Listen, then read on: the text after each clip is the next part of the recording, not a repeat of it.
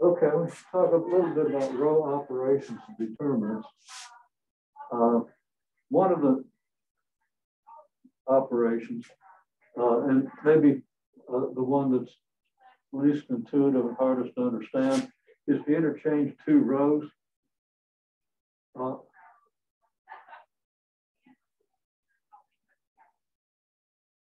Of the determinant, and again, there I go.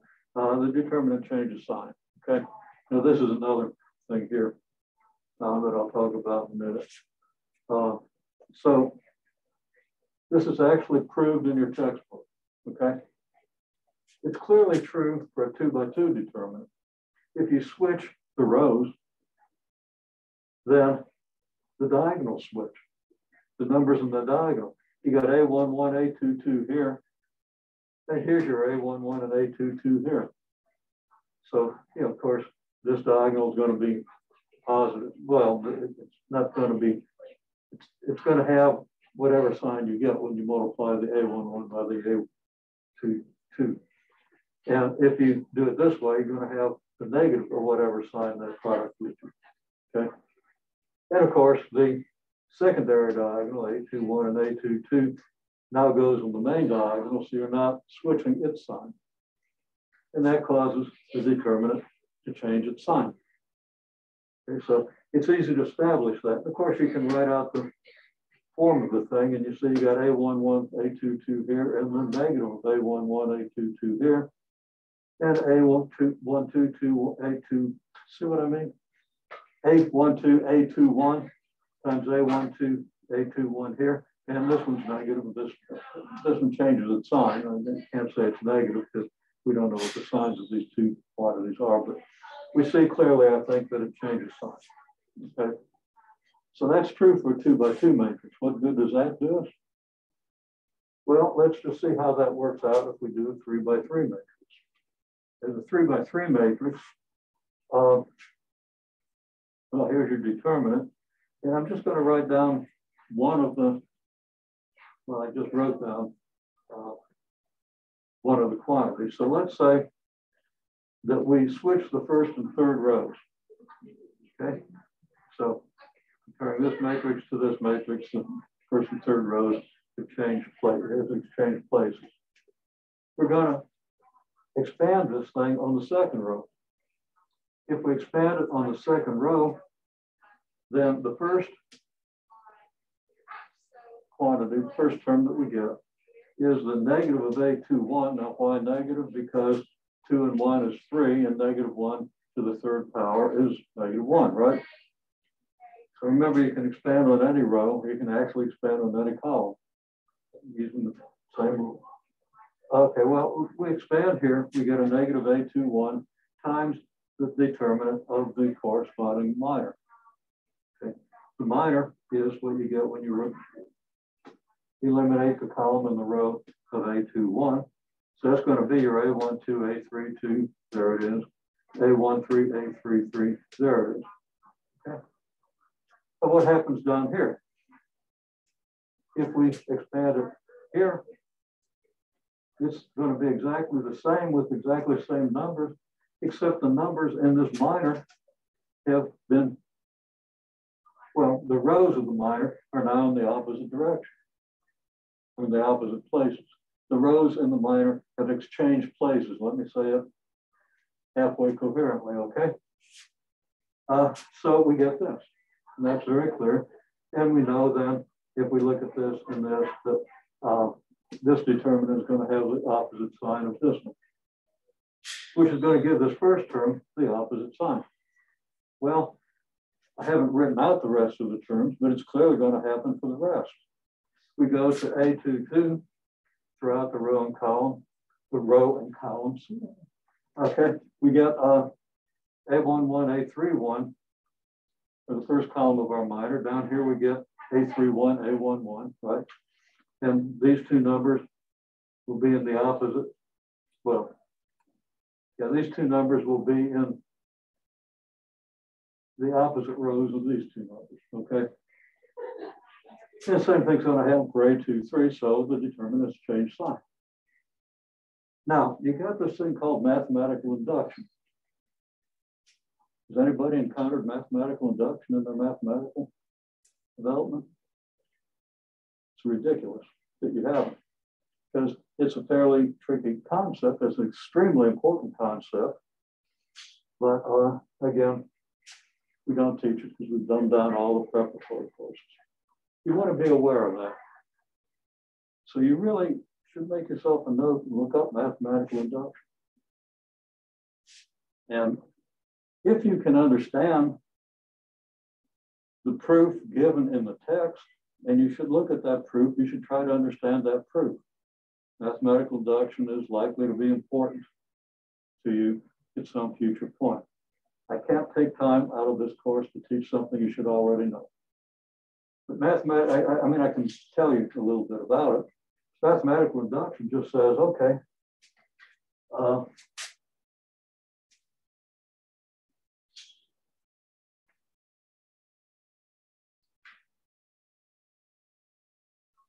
I wrote something down here that can help.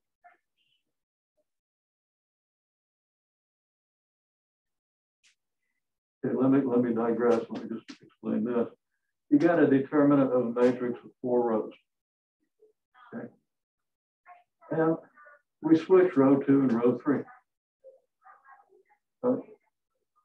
Turns out if we, and you can kind of see it, if we expand on row 4, and we could easily expand on row 1 if we wanted to, we just expand on one of the rows that hasn't been switched, then that does the same thing to all the minors.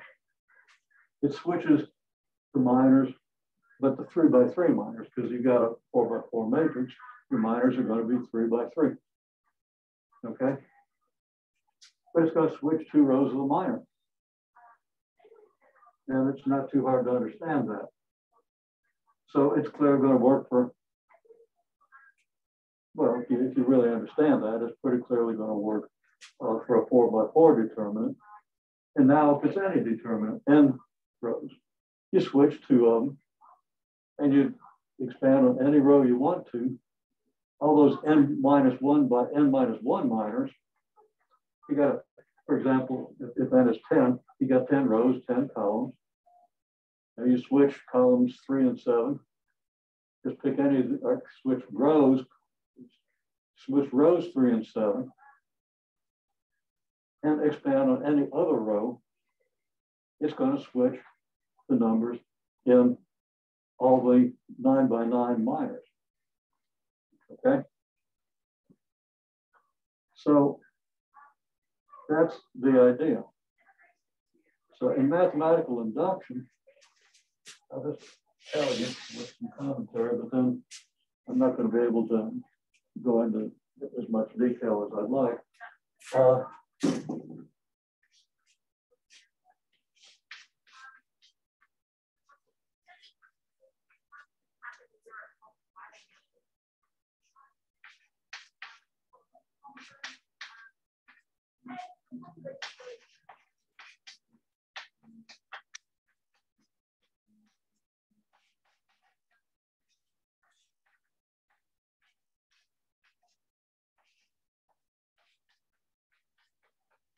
Okay, if this idea that changing the rows changes the sign, interchanging 2 rows changes the sign, then if what we've proven easily is that it's true for a 2 by 2 matrix. We can also see very well why it's true for 3 by 3. Well, we just, and we can understand why it's true for 4 by 4. And now we have a grasp on the big idea. So formally we say, well, we know if it's true for n by n minus n by n matrix, then it has to be true for an n by n matrix. Because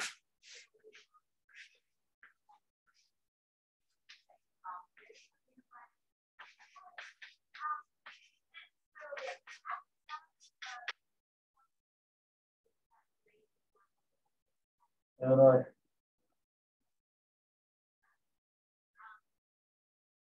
need to say the determinant of an n by n minus 1 matrix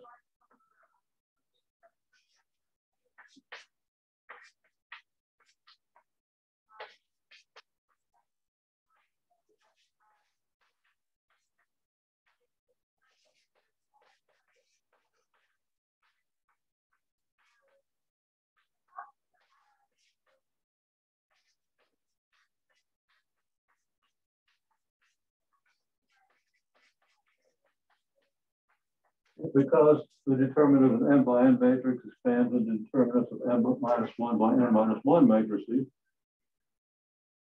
And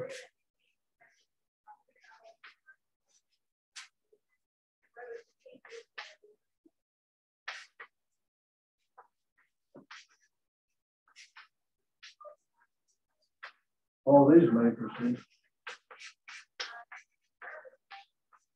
with a switch rows.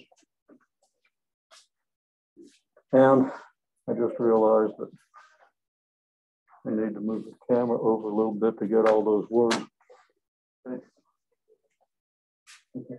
All these matrices will have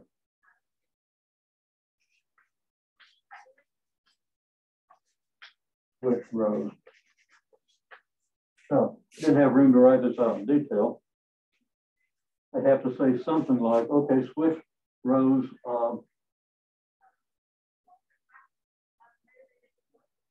I1 and I2, okay?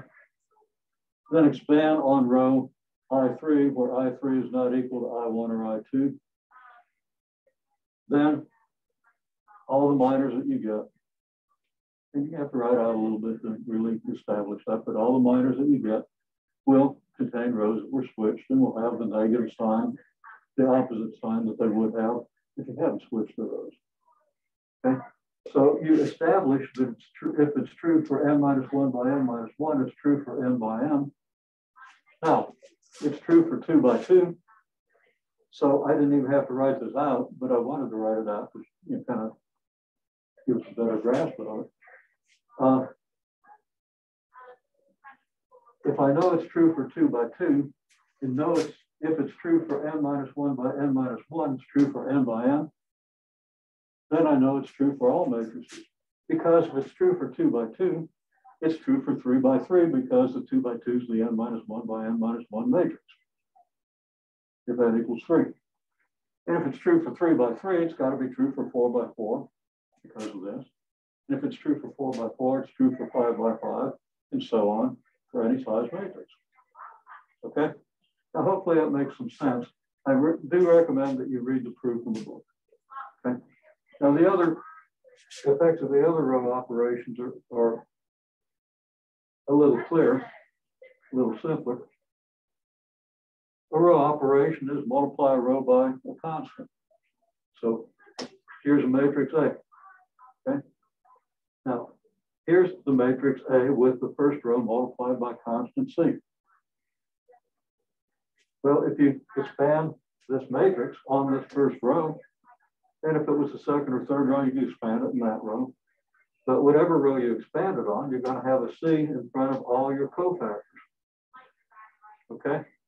Well, a C times the enter, you know, CA11, CA12, CA13 times corresponding cofactors. Remember, the cofactor is just a -1 to the I plus J times the determinant of the minor.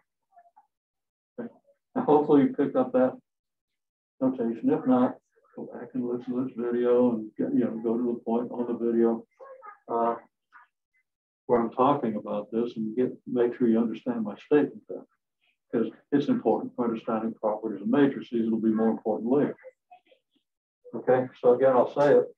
The cofactors are just the -1 to the I plus J times the determinant of the minor.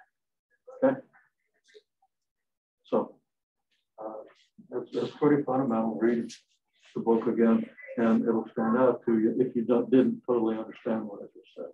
Okay. Because it's easy when you're just trying to get the problems done to skip important details. Pointing that one out to you. Okay, line count. Once you have this, well, all the C factors out of the whole thing, right? So you have C times this. But what's this in the parentheses? That's just the determinant of the matrix A. So we've established that the determinant of C times A is C times the determinant of A. Now, I never actually wrote it out that way, but here's what we just proved.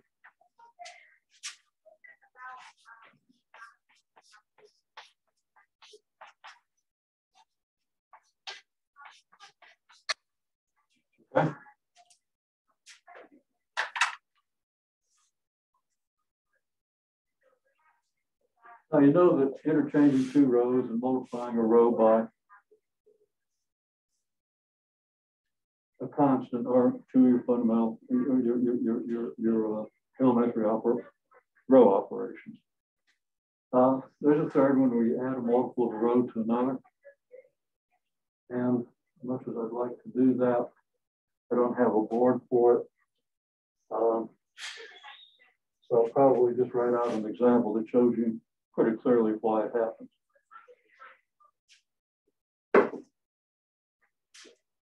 One thing that we can prove from what we just did is the determinant of CA is C to the n times the determinant of A. And there are many ways to prove it. But since multiplying a row by C multiplies the determinant by C,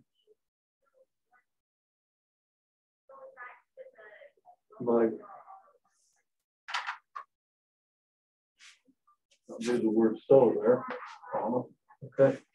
Then multiplying the first row by C, the determinant will give you, multiplying the first row by C, the determinant will be C times the determinant of A, right?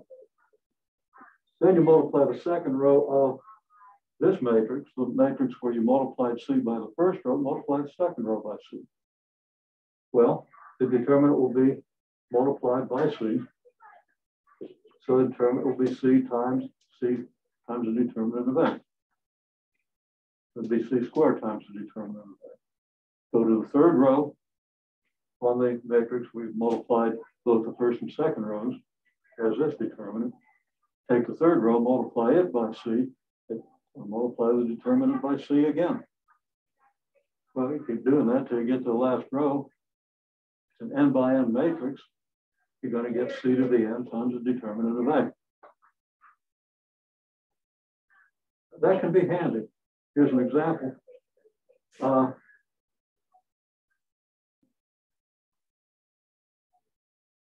Well, one example. If A is this matrix, then the determinant is clearly -3. You can work that out yourself, but I put a 0 up here and a lot of zeros in here to make the determinant easy to find. You're going to get 1 times the determinant of this minor, which is 3. And then negative of 0 times the determinant of this minor here, but it's 0, so we didn't have to worry about the negative sign, but it's there. Okay, then it's +2 times the determinant of this minor.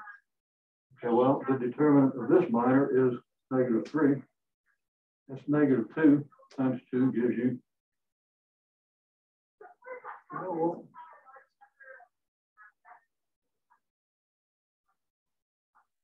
that determinant's -2, not -3. And when you look at this minor there, it's clearly just the diagonal. So let's fix it. That's -2. See what I mean about the brain fog? Okay. At least that's what I think it is. Okay. So if we do C times the matrix A, then all these things have C's in them.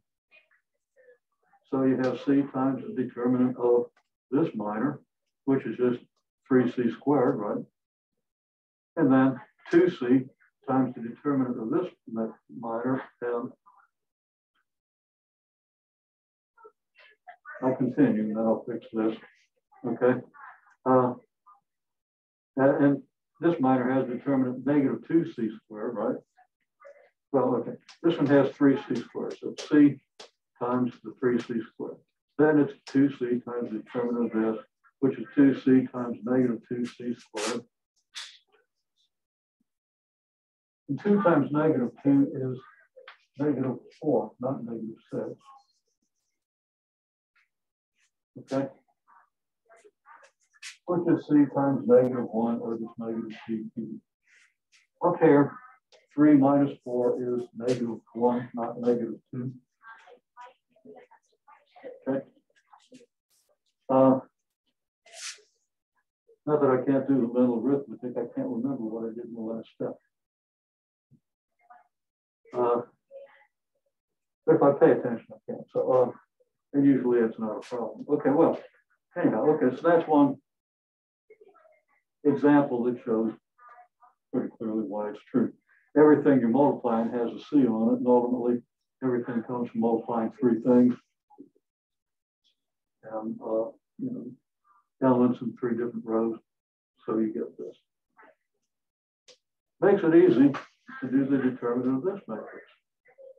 Right? If you just look at this thing, well, you're going to have 22 times 33. That's what, 660 and 66, 726. Okay? Except it isn't, because you got 0 times this, as I should know. 22 times 11 is 242. And you multiply that by 22, what do you get? I don't want to do it. Okay? So I don't want to do those calculations. Now, maybe I have to, but if I notice that every one of these numbers is a multiple of 11, then I can multiply this, I can express this matrix as a determinant of 11 times this. Okay? And this matrix is easy. Okay, it's just 2 times -2, which is -4, and 1 times 3.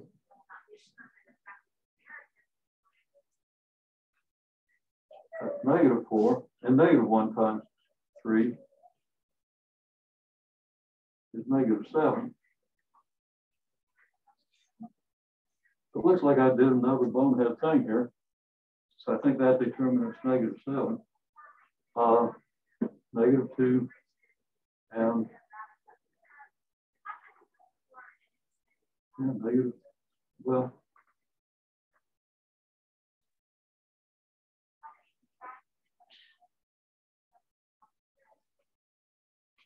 yeah. So it looks like I should have a -7 there. Fortunately, it's easy to change 1 to -7. And you can do the arithmetic with that. So it's -7 times 1221, which is what, 8400 plus 147, 8547.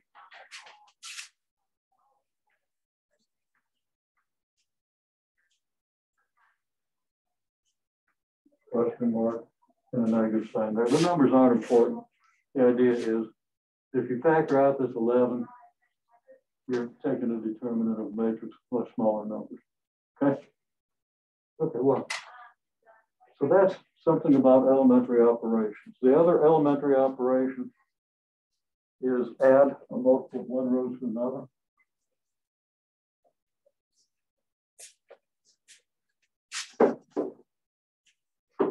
And I'll leave it to you to read that one. Okay, so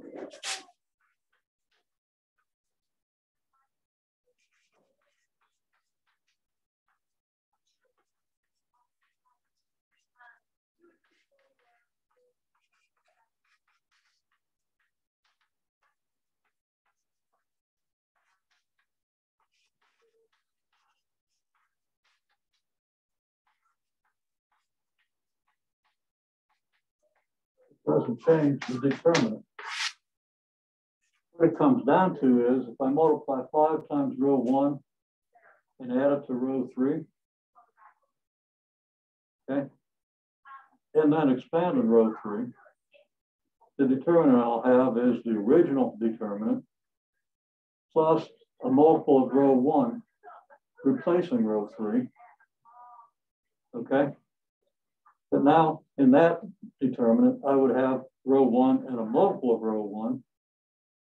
So I could add the negative of that multiple of row 1 to the multiple of row 1 to get a row of zeros, which would give me determinant 0.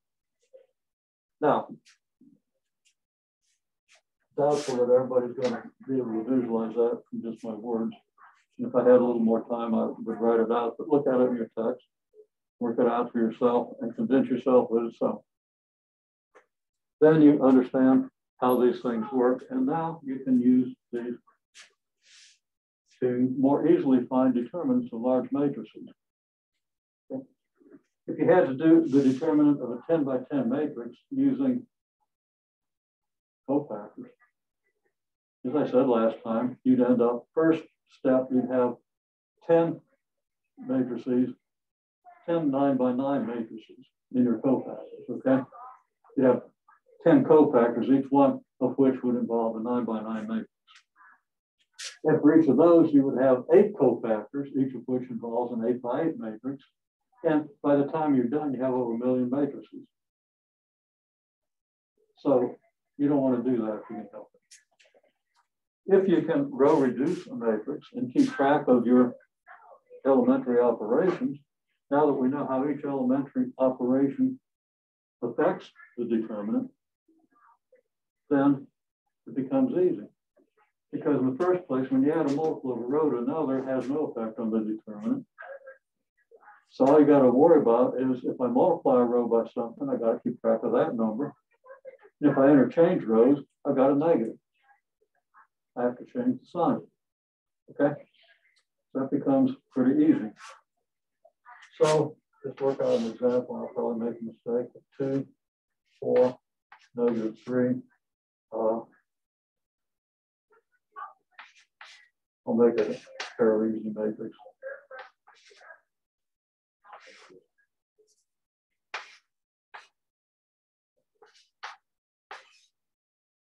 Okay. Now I can multiply that by an elementary matrix, you know, and I might want to keep track of my elementary matrix if I want to go back and use it to calculate the inverse. Okay. Or if I otherwise want to use it, express this matrix in factored form. And also, I don't have to get this down to reduced row echelon form. Just getting it down to row echelon form, upper triangular form, the determinant is just going to be the product of the diagonal elements. You should also be sure you understand why that is. It just comes down to every minor that you get for any other element. Well,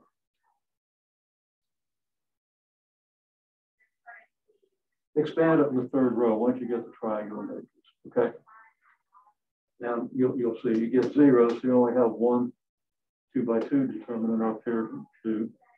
And that 2 by 2 determinant is going to have a 0 here.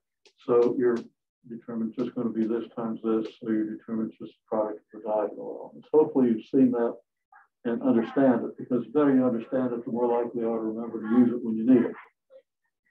And the more likely you are to, and the better understanding you'll have of the structure of the matrix. Okay, well. So.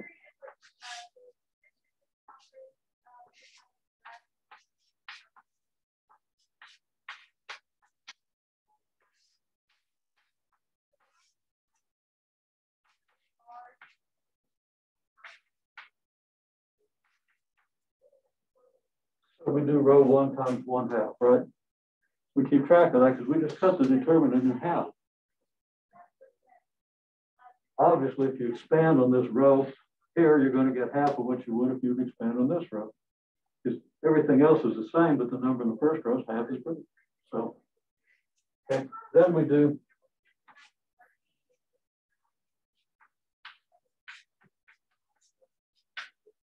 row 2 minus 4 times row 1.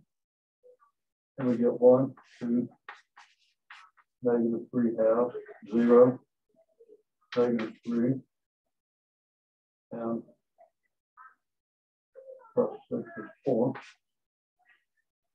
think that's right. Whether it's right or not, we're going to pretend it is. Okay. Now, just to illustrate, and also because it's not necessarily a bad idea,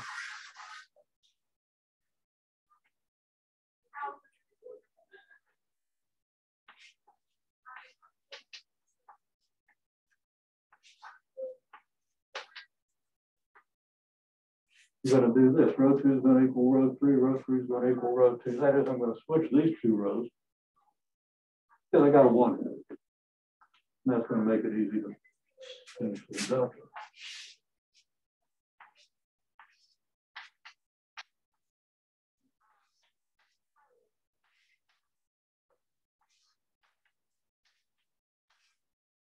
Okay. So maybe I circle this 1/2. And I'm going to get a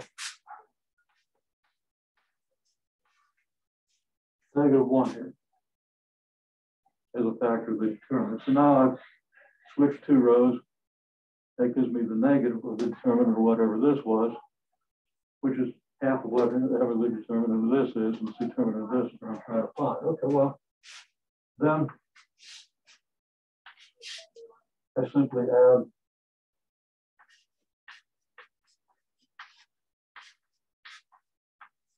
three times row 1 to row 3.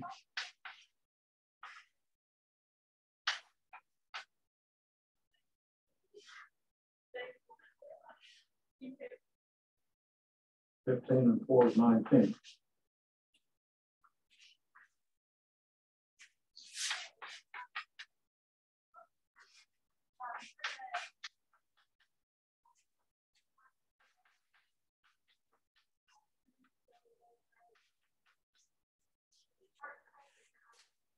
Okay.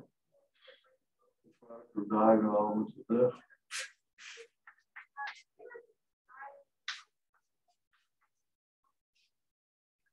Be negative 19 halves.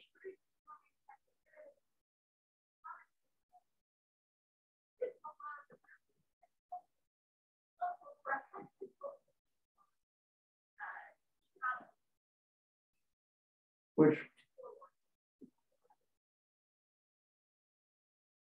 bothers me a little bit, because we just got integers here. We're not going to get half.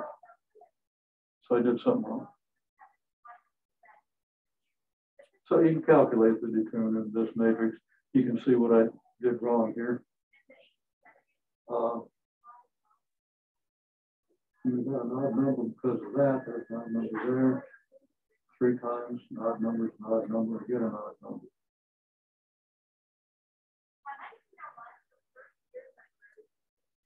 Oh, yeah.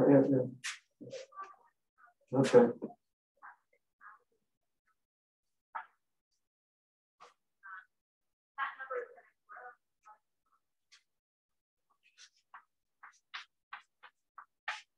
Determinant here is 19. And I'm kind of glad I got the odd number because I probably would have gone on with my life having said it wrong. Okay.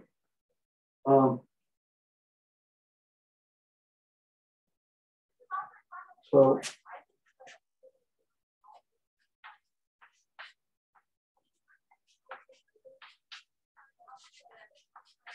there's no change in the determinant here.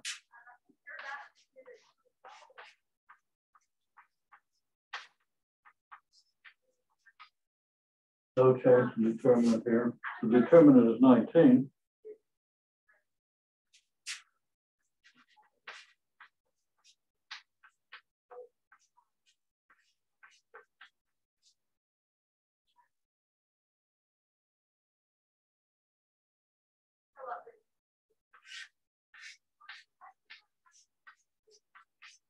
And that's 1/2 times -1 times the determinant of A, right? Because we started with the determinant of A, we took half of it. The determinant of A is going to be twice the determinant of this, right? And then we add a factor of -1, so the determinant of A is also going to be -1 times twice the determinant of this.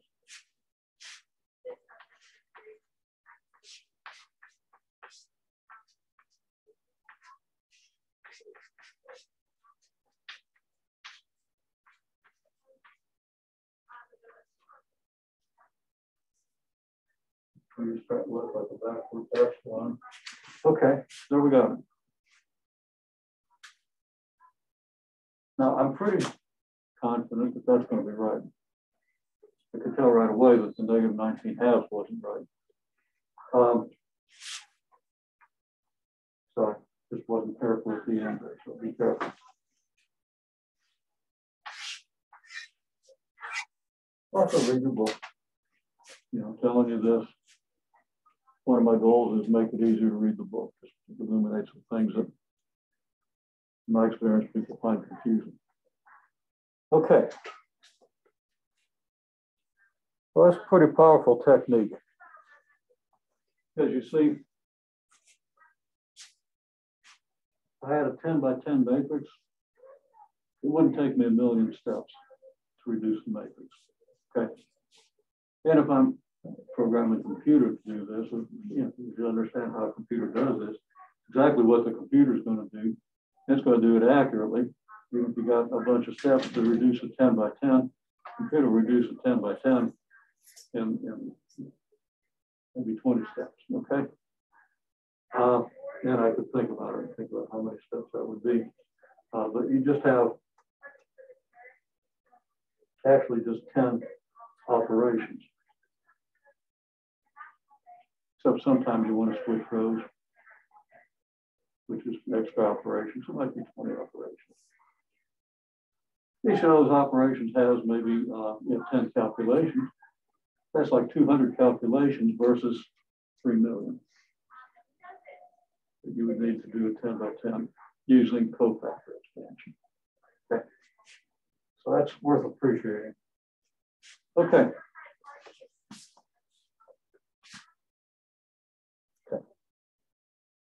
Okay. Properties of determinants. We've already seen determinant of magnitude of C times A is C to the N times the magnitude of A. And that can actually easily be done by an inductive proof. Okay, I did it just by saying, well, every time you multiply a row by C, you multiply the existing matrix by another factor of C. So if they're n rows, you're going to get C to the N times the determinant. Okay, the determinant is going to be C to the N times the determinant of the original. Once you've established that multiplying a row by C does what it does, that's it. You do it by induction by saying, well, okay, multiply all the rows by C. Now do it for a 2 by 2 matrix. Just write it out, and you see that you get C squared times the determinant of the original matrix. Okay, so if you then say, okay, well, let's assume it's true for n minus 1 by n minus 1 matrices. Okay. Well, then if you expand C times your matrix on the first row, every one of those elements is multiplied by C. Okay. And all your cofactors are multiplied by C to the N minus 1 because it's true for N minus 1. Okay. In other words, we know that every N minus 1 matrix, we assume that every N minus 1 matrix has a determinant that's C to the N minus 1 times the determinant of the original matrix. Okay. So then when you expand on the first row, you get another factor of C on every term. So you're going to get C times C to the N minus 1 times the determinant of your matrix. And there it is. So you want to try to understand that, maybe think it through on your own if you can. That'd be a good exercise in induction. I remember seeing mathematical induction in my sophomore year of high school. It's not like I went to an exclusive high school for gifted kids. It was just regular old country high school with good teachers and a good curriculum, which we had that time. Okay. Of course, this is in the years of the space race.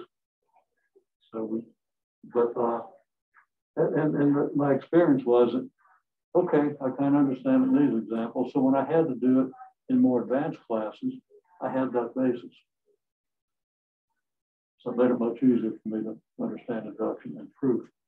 But y'all are smart. I think pick it up. It's worth picking up. Okay. Okay. Anyhow, matrix of AB is matrix of A times matrix of B. There are many ways to prove this, but basically, if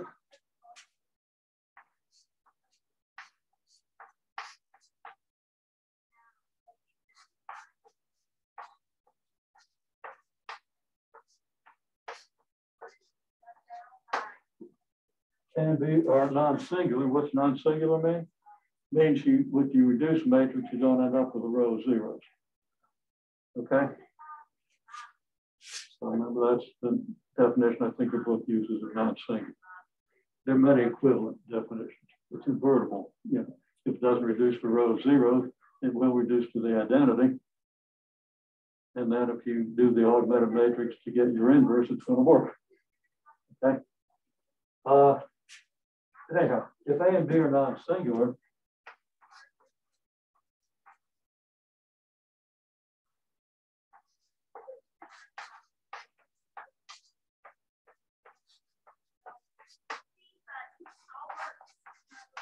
And each one is a product of elementary matrices.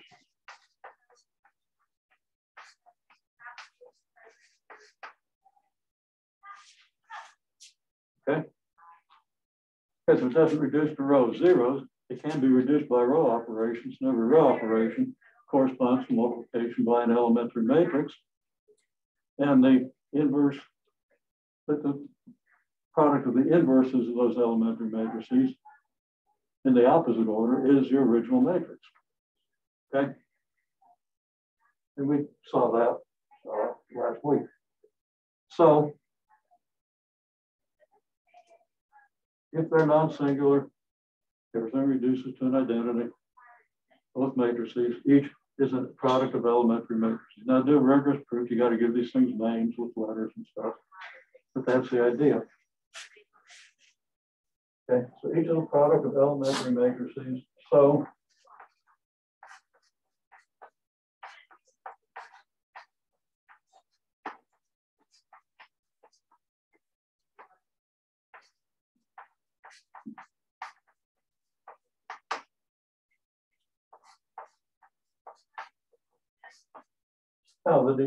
so AB is a product of elementary matrices.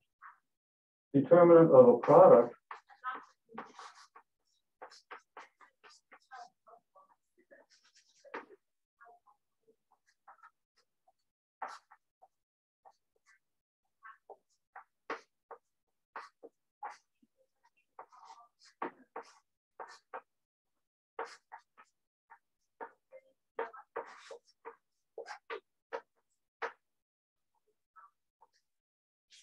a determinant of product of elementary matrices is a product of their determinants.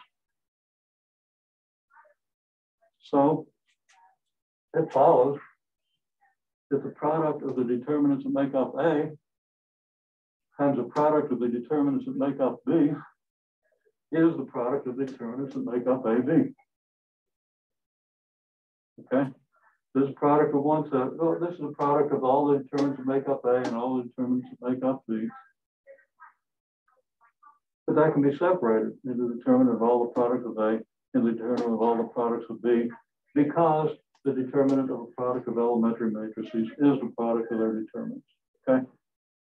Now you might have to think that through a little bit, but that's in essence one way of proving that this is so, and understanding that it's so. And the other part is, if A is non-singular, let's just say one of them is non-singular, whichever one is non-singular, it's going to have determinant 0 because it's got a row of zeros to be reduced. So that this has to be 0, right? Sorry, this has to be 0 because one of these determinants is going to be 0. Well, if you multiply a matrix with a row of zeros by another matrix, you're going to get a matrix with a row of zeros. So this one also has to be 0. So again, ponder that statement if you need to, but it's not important. Okay. Well, now it follows from this. We'll actually prove this that the determinant of an inverse equals 1 over the determinant of A.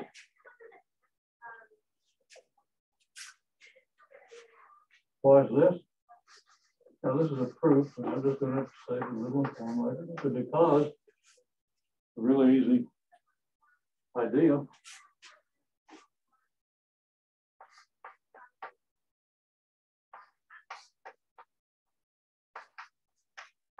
Is A inverse A equals I. Now let me back up a second before I go on, because everyone.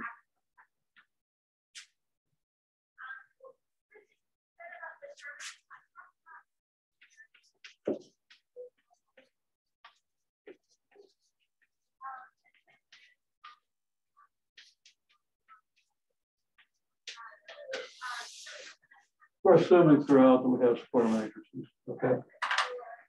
Because obviously you can't do A inverse for a matrix that isn't square. So it's kind of implicit that it's worth stating, just to be sure we've stated it. And be sure we don't get any confusion as a result.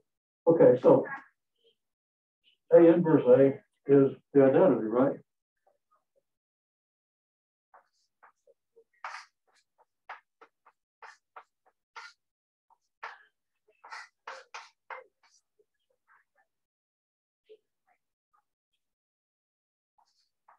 Determinant of A inverse A is determinant of I. Determinant of A inverse A is determinant of A inverse times the determinant of A. Because of this, you know, each of these product of elementary matrices and so forth. And the determinant of I is 1, right? Well, what's it tell you? This says then, how do we solve this for the determinant of A inverse? Well, we divide by the determinant of A.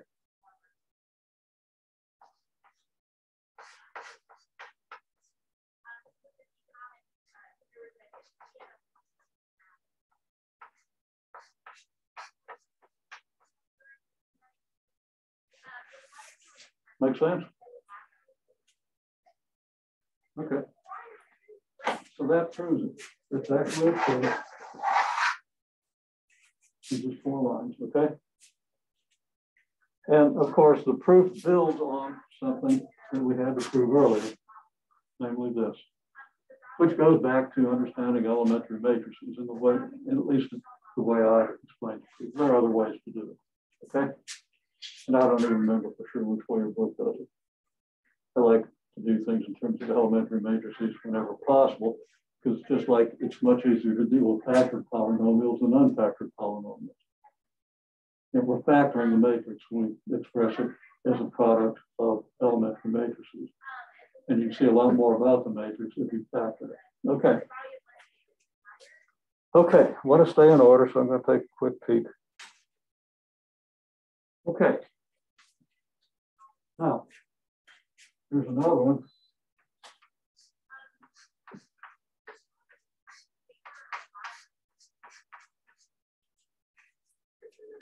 The determinant of the transpose equals the determinant of the original matrix.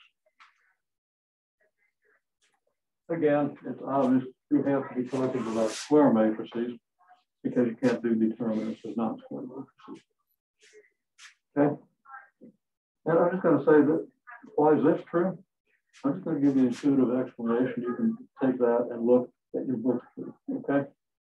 Actually, I don't think your book proves it. I think it puts the proof into a problem set and then gives you guided proof, which I think is overly non-intuitive, but it's a step-by-step proof, and that has its merits also, okay?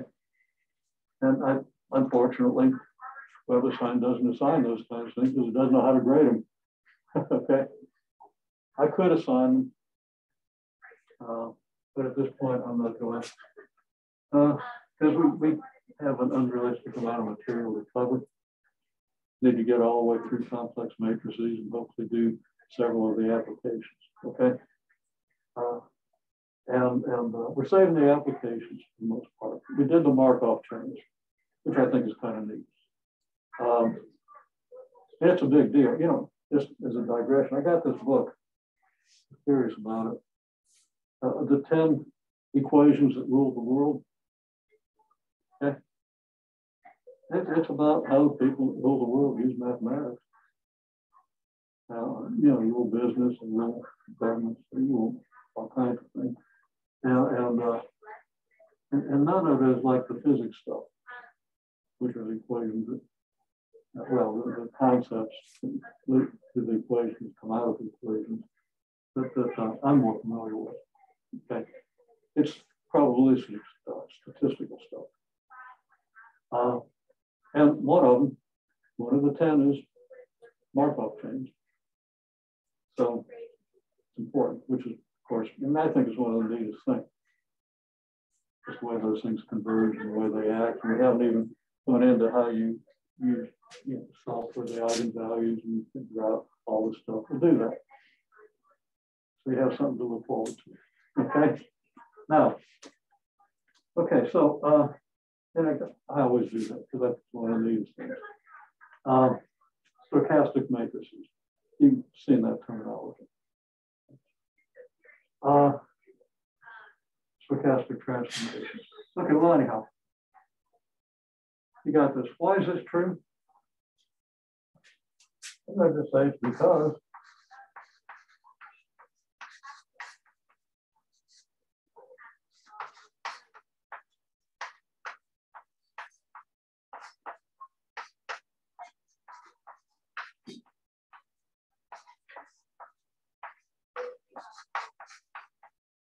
columns of A transpose of the rows of A.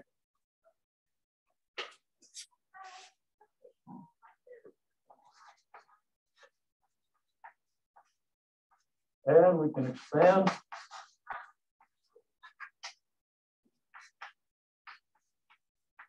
matrices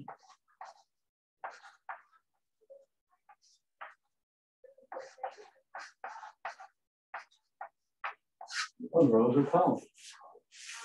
So if we expand A on the ith row, we can expand A transpose in the ith column using the same factors of your cofactors, okay? Now we gotta verify that this doesn't change the sign or anything. Of course, the I plus J for the elements in the row correspond exactly to the I plus J's for the elements in the column. So you're not going to have a change of sign. Now you still have to mess with the idea of, okay, but there's maybe something changing the minors. Minors will have all the same numbers. They're all going to be in the same order or in transposed order. And do they all give you the same thing? So you kind of get to an inductive proof. Okay. You show it's true for 2 by 2, which is real easy. I'll do that one.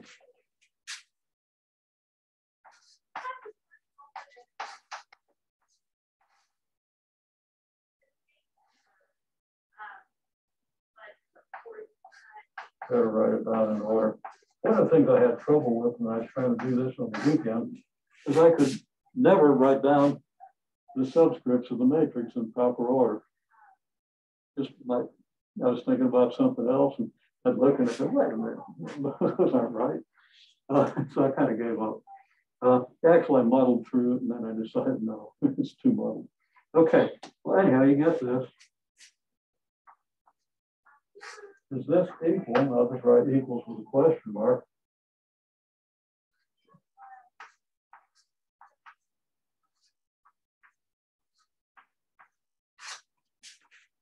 Well, you see, you're going to get A11, A22 here, right? The main diagonal is the same. And the secondary diagonal is reversed, okay? But that doesn't change its product. So it's obviously true, okay?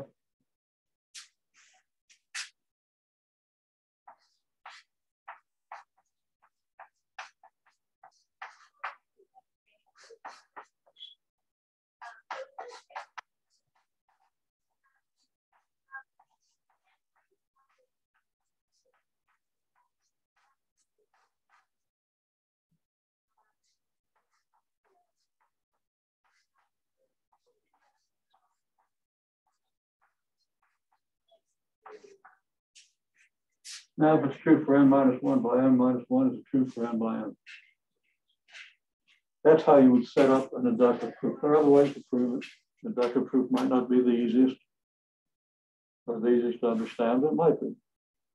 But I wanted to mention induction since you all haven't seen it. That might give you some kind of a familiarity, at least there's this idea called induction, and that's how it works. Okay. Okay. No, I think that's pretty much it. Okay. Okay, an orthogonal matrix is a big deal. Okay. I can't even begin to describe how big a deal it is, but if you want to model the universe, that's where you start. Okay. And I'm serious. Orthogonal matrices are the complex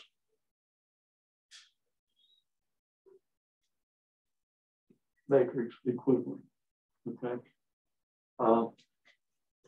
So, and that's Hermitian matrices, but we'll get to that terminology. A inverse equals A transpose. Okay, this means that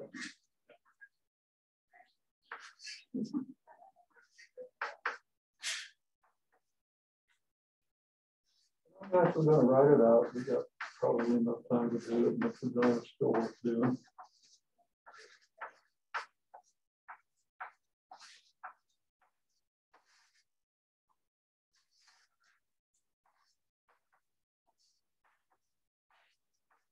All I'm doing is I'm writing out transpose of the typical matrix.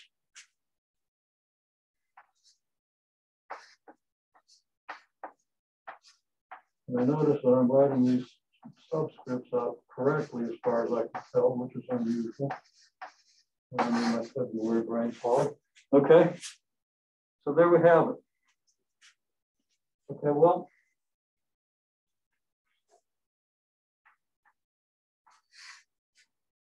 on the diagonal,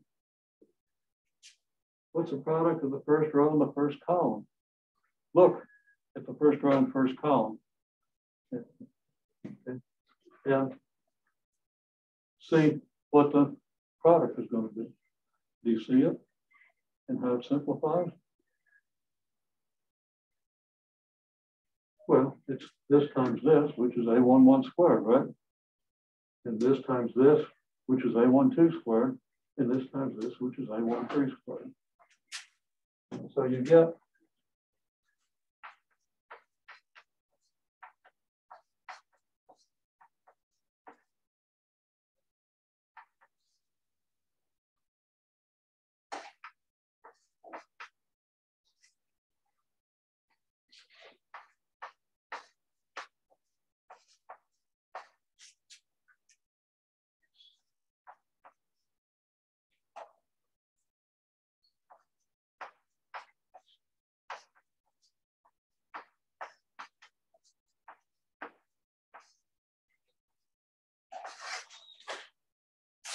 this, okay? And also,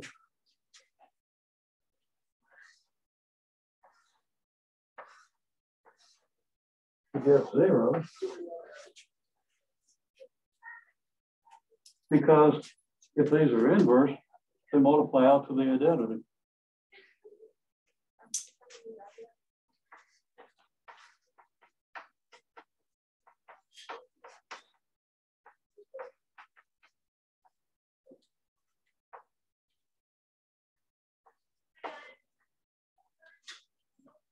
And I wrote, this should have been A21 here.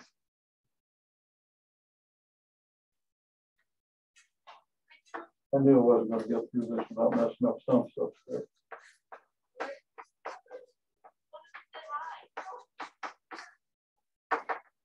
And the same thing for this expression, right? I'm okay. How about yourself? Also, if I multiply any row by any different column, I get 0. Okay. Now, we'll see in the next chapter how we represent these vectors in space or in n-dimensional spaces. Okay. We can't visualize n-dimensional space, but we can generalize 3-dimensional space to 2-dimensional space. If I have a triangle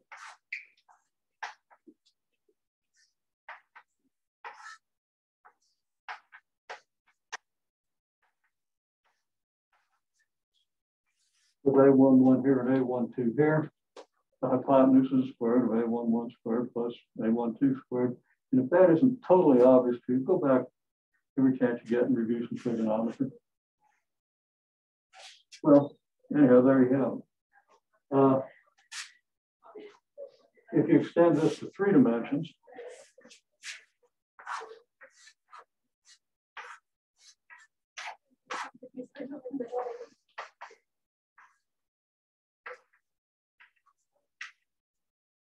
then the diagonal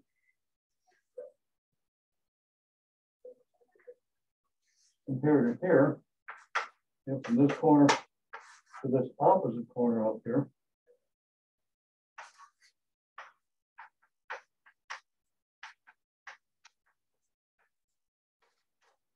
is this. So this is kind of a length. And that's all I'm going to say about it right now, because I'm about out of time. But I want to then talk about this quickly, about this really important.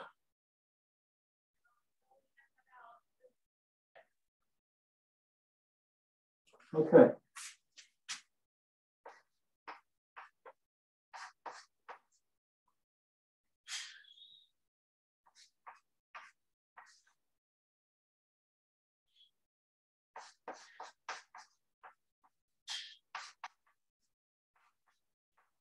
Couple of things. Determinant A non-zero, A is invertible. Okay.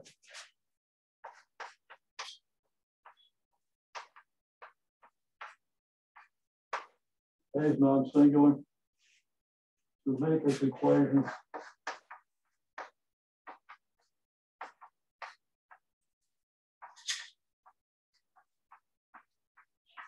has a unique solution. The system represented by AX equals B has a unique solution. Okay. And I'm not going to write that one out, but there are 5 or 6 conditions mentioned, one of which is one I said and don't want to take the time to write out. So right at the end of one of these sections, you see these equivalent statements.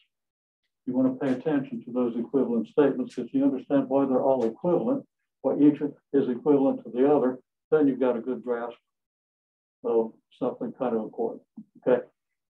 And it also kind of expands your brain a little bit.